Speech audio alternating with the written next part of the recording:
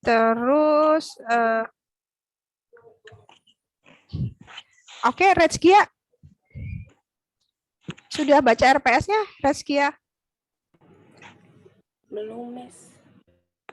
Oke, kalau bisa tolong dibaca ya teman-teman ya. Jadi nanti sekiranya ada info yang di dalam grup itu, walaupun tidak dibaca, setidaknya sekilas gitu ya, dilihat gitu.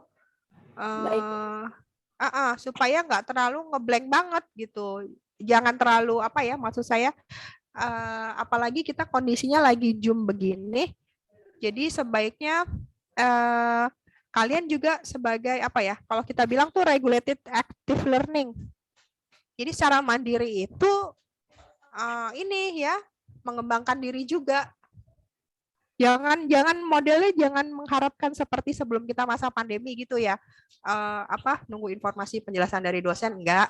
Sebaiknya itu ini mengembangkan secara mandiri gitu ya. Oke, kalau Indonesia udah bisa dengar saya? Bisa, Ma'am. Ya, udah baca RPS-nya? Sudah, Ma'am. Saya sudah baca. Sudah ya. Oke. Terus Wisnu Laila? Halo, Wisnu Laila. Iya, udah dibaca Pak RPS-nya Pak? Baru dibaca ini, Miss. I'm sorry. Iya. Jadi kenapa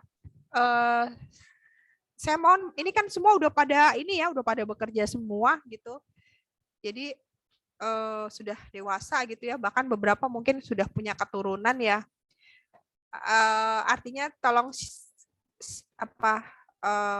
luangkan waktu gitu ya untuk setidaknya membaca info-info yang ada di grup gitu, terutama yang berkaitan dengan RPS. Oke, saya jelaskan lagi ya.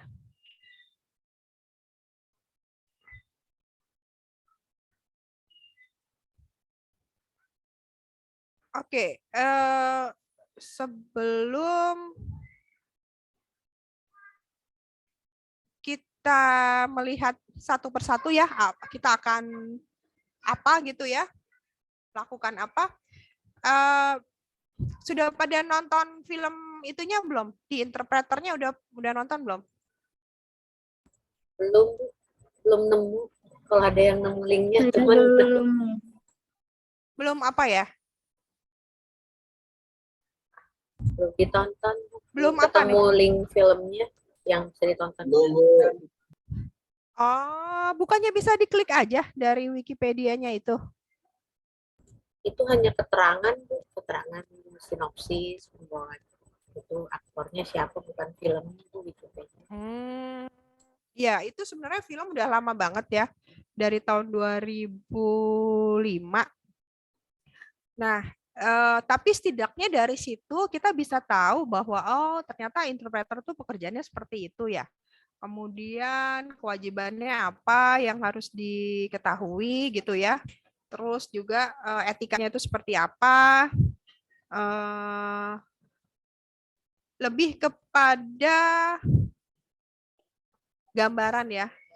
Lebih kepada gambaran gimana sih seorang interpreter itu bekerja gitu. Memang itu filmnya sebenarnya apa ya? Memberikan wawasan gitu ya, memberikan wawasan. Jadi nanti kalau setidaknya sudah ada waktu sih sebaiknya itu ditonton ya, walaupun mungkin nggak semuanya, nggak apa-apa gitu.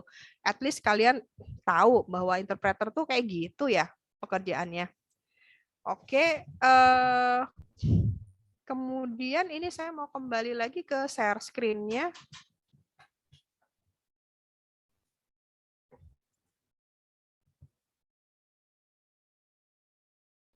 Oh ya, ini ada baru gabung ya Pak. Halo Pak Fahmi. Iya, assalamualaikum. Ya, waalaikumsalam Pak. Udah dibaca ya Pak RPS-nya ya Pak?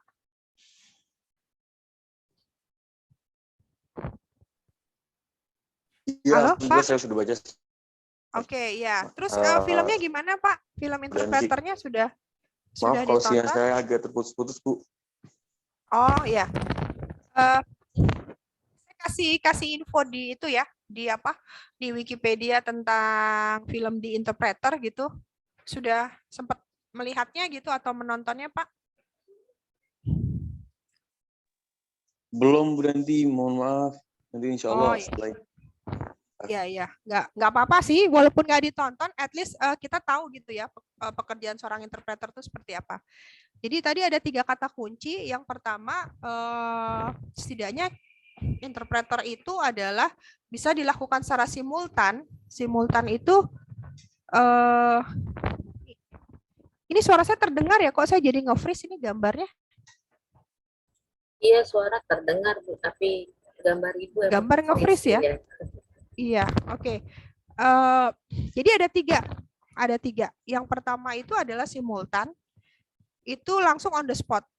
Ya, kita tidak diberitahu informasi apa-apa nih tentang yang mau kita jadikan sebagai juru bahasa.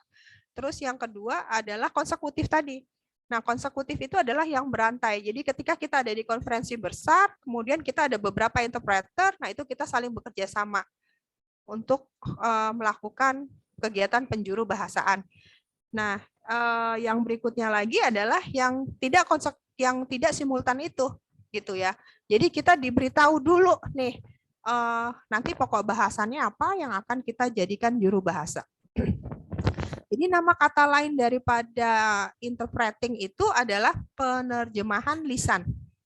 Jadi ada translator, kemudian ada interpreter.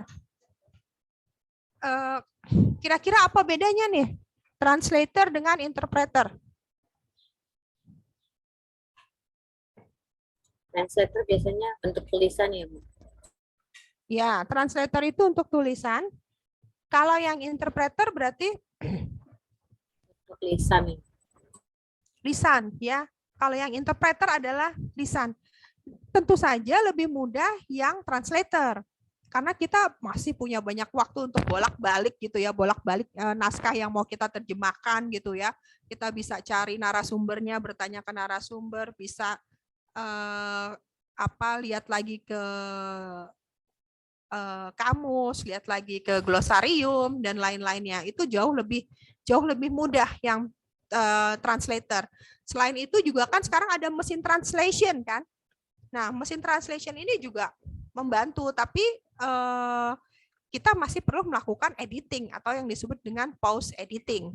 Itu untuk mesin translation. Nah, kalau yang interpreting ini itu benar-benar apa ya? Langsung live ya, Bu? Iya, langsung live. Kalaupun ada alat bantu ya tadi yang dibilang dengan software gitu. Nah, memang diperlukan jam terbang yang tingkat tinggi ketika dia melakukan interpretingnya itu bersifat yang simultan tadi gitu ya, yang simultan itu. Kalau yang nggak simultan mungkin kita bisa prepare dulu sebelum-sebelumnya gitu. Jadi kata lain daripada interpreting itu atau interpreter, kita bilangnya adalah juru bahasa, bukan penerjemah. Ya. Jadi kalau dulu ya, dulu itu disebutnya adalah juru bahasa ya, atau sampai sekarang juga masih disebut dengan juru bahasa istilah itu. Cuma kadang kita lebih kerap mendengarnya itu adalah istilah dalam bahasa Inggrisnya interpreter gitu ya, tinimbang juru bahasa. Nah, ini saya mau share screen yang RPS tadi ya, teman-teman. Oke, sebelum saya share ada pertanyaan?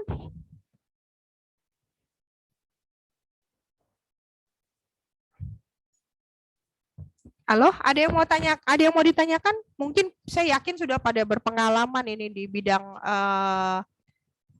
interpreting ini ya. Tadi aja sih, Bu, yang pertanyaan kita, apakah UTS UASnya bentuk praktek? Oh iya betul. Untuk UTS ya, sebetulnya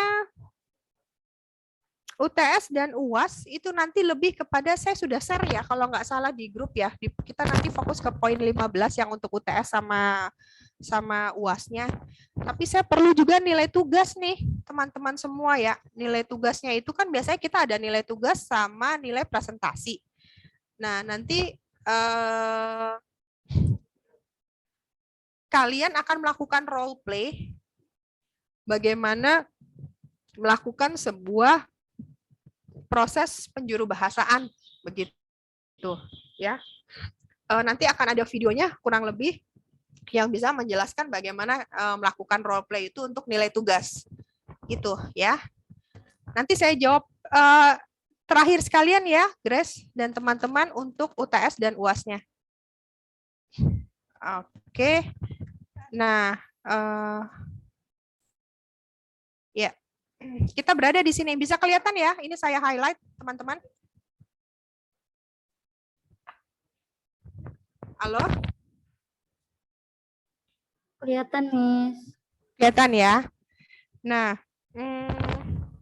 pembahasan pertama, tujuan perkuliahan ya. Tadi kurang lebih sudah saya jelaskan tuh di CPM. Kemudian silabus, artinya selama pertemuan ini kita akan melakukan apa saja. Itu nanti kurang lebih sih saya lebih senangnya lebih banyak yang bertanya gitu ya. Jadi kita nanti sistem perkuliahannya itu lebih kepada question and answer. Tidak harus saya yang menjelaskan gitu ya, teman-teman semua. Kemudian, nah, kompetensi yang harus dikuasai ya, serta proses pembelajaran dan tugas-tugas yang harus dikerjakan oleh mahasiswa. Nah, tugas-tugas yang dikerjakan itu yang tadi. Jadi Anda semua nanti mungkin dibikin kelompok, nah terus melakukan role play bagaimana sebetulnya proses penjuru bahasan itu berlangsung. Oke, nah kemudian juga memahami berbagai bentuk ya dan jenis terjemahan lisan, ini untuk next meeting. Kemudian juga keterampilan dasar. Nah, ini sih saya yakin semua udah pada paham ya, bahwa untuk menjadi interpreter kan pasti kita sudah bisa memahami kalau khususnya dalam ini dari bahasa Inggris ke bahasa Indonesia. Artinya keterampilan dasar untuk kemampuan bahasa Inggrisnya kalau mau disetarakan dengan nilai TOEFL ya kurang lebih sekitar 500-an ke atas ya. Kalau IELTS ya 6,5-an gitu. Kemudian ada etika ya, etika interpreting ya, dan juga ada kode terjemahan lisan gitu. Nah ini biasanya kode-kode antar sesama interpreter gitu ya. Terus ini adalah strategi dan taktik ya, strategi dan taktik dalam melakukan terjemahan lisan. Yang berikutnya adalah pemahaman, pengetahuan, penguasaan yang berkualitas dalam terjemahan lisan ya. Nah, terus yang ini nih. Nah, di pertemuan ke-6 itu adalah yang role play tadi. Oke. Nah, ini lebih ke praktek ya. Terjemahan lisan menggunakan note taking. Kemudian yang berikutnya cara mengembangkan short term memory. Oke. Nah, yang ini juga nih ya, praktek terjemahan secara konsekutif, strategi. Oke. Nah, terus 11 dan 12-nya adalah secara simultan. Kemudian yang ke-13-nya adalah court interpretation. Jadi teman-teman sebetulnya kita yang bisa bahasa Inggris itu, kebetulan ada saudara saya yang jaksa ya, bekerja sebagai jaksa. Nah, itu dia kadang suka mencari interpreter. Karena kan di dalam kasus-kasus itu kan suka melibatkan, bukan kita bisa bilang kejahatan ya. Kejahatan yang dilakukan oleh bukan orang Indonesia gitu. Orang Afrika kah gitu ya, orang Eropa kah gitu. Nah, itu yang diperlukan adalah ini nih, court interpretation. Jadi bahasa-bahasa yang digunakan itu adalah bahasa yang berkaitan dengan hukum gitu. Walaupun penjelasannya itu memang bersifat Inggris secara general, tapi di situ biasanya memuat kata-kata yang bernuansa hukum, gitu, ya. Oke, nah saya sebetulnya fokus kepada yang di sini nih teman-teman nih, multimedia translation, subtitling, ya, dubbing, dan penggunaan perangkat lunak dalam penerjemahan lisan. Jadi nanti untuk UTS dengan UASnya itu akan ada video ya, video dongeng gitu, dongengnya dalam bahasa Indonesia. Nah, nanti teman-teman itu melakukan dubbing ya, melakukan dubbing dan subtitling menggunakan bahasa Inggrisnya, gitu. Lebih ke sini nanti ya, karena nilai tugasnya itu nanti ada di role play di sini.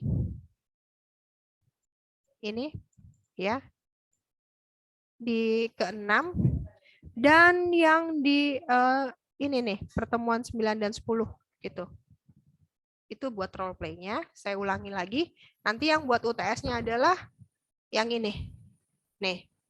Multimedia translation. Karena mau tidak mau itu job yang paling banyak saat ini adalah ketika dia menerjemahkan subtitling. Gitu. Kalau untuk interpreting saat ini kan sudah banyak digantikan oleh mesin tadi ya, oleh banyaknya software, kemudian tren ke depan juga dengan adanya Zoom ini lebih memudahkan proses konferensi itu berlangsung. Jarang yang konferensi itu berlangsung seperti dulu gitu ya, mengambil tempat, mengambil venue gitu, di yang audiensnya besar gitu ya. Nah, sekarang itu lebih kepada Zoom, dan itu sifatnya adalah mungkin teman-teman nanti saya kasih link ya kalau ada yang mau ikut di acara British Council itu di hari Sabtu sih ya. Nah, itu bisa melihat di situ bahwa proses penerjemahan dan lain-lain itu biasanya kita tinggal dikirim summary-nya aja gitu. Jadi tidak benar-benar kalau dulu kan banyak kalau pertemuan besar gitu interpretingnya tuh ada di sebelahnya gitu ya, di sebelah pembawa acara gitu ya, di sebelah narasumber, jadi kita bisa langsung. Tapi kalau sekarang itu sifatnya adalah biasanya kita nanti tinggal diberikan summary-nya aja gitu, tidak benar-benar diinterpretasi, kecuali itu memang pertemuan yang negara antar negara ya, kayak misalnya kemarin kan pernah ya beberapa tahun yang lalu kan Raja Salman datang ya ke Indonesia tahun 2017 gitu. Nah, itu ada interpreternya karena itu pertemuannya antara Pak Jokowi dan Raja Salman itu di Istana Bogor. Nah, itu masih perlu interpreter. Tapi kalau sifatnya untuk yang seperti dulu lagi, yang konferensi internasional, seminar internasional, beberapa tahun lalu masih dibutuhkan interpreter, tapi sekarang sudah tidak lagi, karena sudah tinggal dikirim summary-nya. Oke, begitu Grace ya, tadi yang bertanya. Bisa ini Grace cukup menjawab atau? Ya Bu, terima kasih.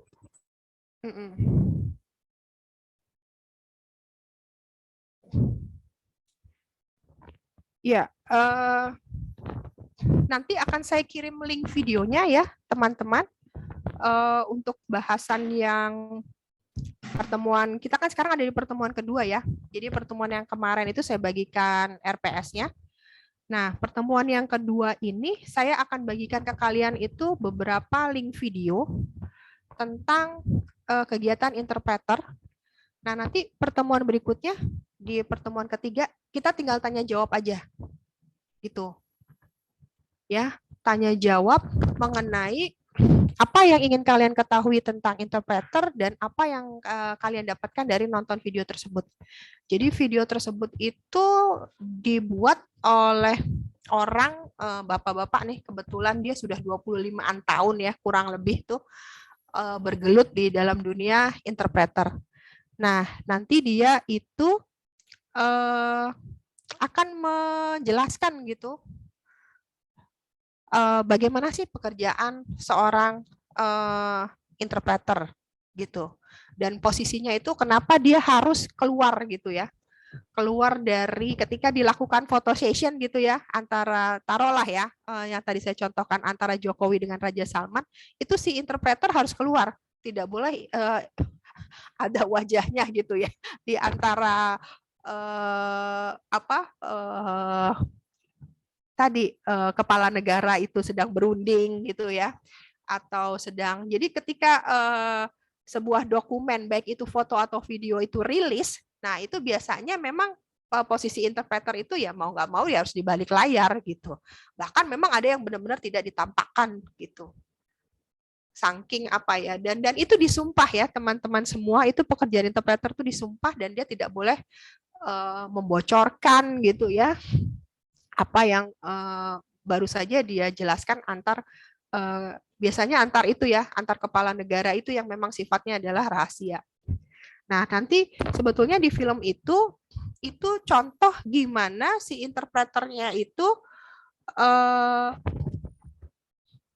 bergulat gitu. Dia tahu rahasia, tapi dia harus bocorkan atau tidak gitu. Karena ini menyangkut nyawa seseorang. Nah, itulah pergulatan tuh. Di situ sebetulnya kalian bisa belajar etika seorang penerjemah. Dari film tersebut. Gitu ya. Nah, itu untuk pertemuan berikutnya. Gitu ya, teman-teman ya. Jadi saya ulangi, nanti yang pertemuan ketiga itu kita tinggal diskusi aja, tinggal tanya jawab untuk meningkatkan wawasan teman-teman semua. Oh, ternyata begitu ya pekerjaan interpreter itu. Gitu loh. Jadi saya berharap banyak pertanyaan ya, karena saya yakin juga semua punya pengalaman nih ketika di pekerjaannya itu ada misalnya yang ada mahasiswa saya itu dia kerja di ini di e-commerce ya. Di e-commerce kan sekarang memang modelnya semua ada semuanya serba online gitu kan, serba II semua ya, elektronik. Nah, itu dia kedatangan supervisor dari, kan itu kebetulan perusahaannya adalah PMA. Nah, itu dia kedatangan supervisor dari luar gitu. Nah, supervisor dari luar itu kan pasti dia mau bertanya sama pegawainya langsung kan. Nah, pegawainya langsung ketika dia tidak bisa berbahasa Inggris, pasti dia membutuhkan itu kan, juru bahasa itu tadi, interpreter itu. Nah, di situ sih masih memungkinkan ya seorang interpreter mendapat pekerjaan. Tapi kadangkala ketika itu dilakukan via Zoom, nah itu kita sudah tidak terpakai lagi nih interpreter. Karena si pegawai itu pasti akan menggunakan software ya. Software yang on the spot gimana percakapan itu berlangsung gitu. Nah, itulah yang menjadi tantangan buat kita adalah ketika itu sifatnya simultan. Gitu. Jadi berat-beratnya seorang interpreter tuh di situ. Nah, kerepotannya adalah ketika kita harus interpreter face to face. Face to face itu artinya kita melayani secara real. Nah, itu gesture kita sebagai interpreter itu benar-benar dilihat ya. Sikap kita, kemudian eye contact kita, itu benar-benar dilihat gitu. Kefokusan kita gitu. Kemudian juga taktis atau enggak. Itu kan kadang kan narasumber bicara panjang ya. Dia nggak sadar kalau ada interpreternya gitu. Dia bicara panjang banget. Nah, kita kemudian kan kebingungan nih. Interpreternya nerjemahinnya gimana gitu ya. Nah, itu yang disebut dengan short term memory sama note taking. Nah, di situ ada strateginya. Yang harus kita perhatikan itu adalah kata kerja. Karena kata kerja itu yang membuat sebuah kalimat menjadi hidup. Nah, setelah itu biasanya kita akan perhatikan juga dengan kata benda. Nah, kalau adjektif itu sekilas aja bisa kita rekam. Tapi biasanya yang kadang menjadi perhatian itu adalah kata kerja dan kata benda. Itu, teman-teman semua ya. Makanya ketika kita mempelajari sebuah bahasa, yang paling sulit adalah ketika kita belajar kata kerja. Karena kata kerja ini yang akan mengubah apakah itu sifatnya lampau, atau sekarang, atau future. Gitu. Nah, di sini ada Pak Fahmi nih ya yang bisa sharing-sharing bahasa Arab ya Pak Fahmi ya nanti ya. Untuk gimana kesulitan bahwa kata kerja itu adalah sebagai kata kunci dari sebuah kalimat maupun sebuah percakapan. Oke, teman-teman ini tampaknya tinggal 1 menit lagi ya. Nanti di grup saya bagi link videonya. Nah, minggu depan kita tinggal diskusi gitu ya. Pekerjaan seorang penerjemah, kemudian kode etik ya, dan juga keterampilan dasar. Oke, Bu. Oke, ada yang mau ditanyakan teman-teman semua? Masih ada 1 menitan nih. Tadi Bu Danti bilang Ya. ada 3 ya. Simultan tuh on the spot, yang 2 lagi apa ya, Bu? Konsekutif dan tidak. Konsekutif dan tidak konsekutif atau tidak simultan. Oke. Terima kasih. Ya, sama-sama Pak.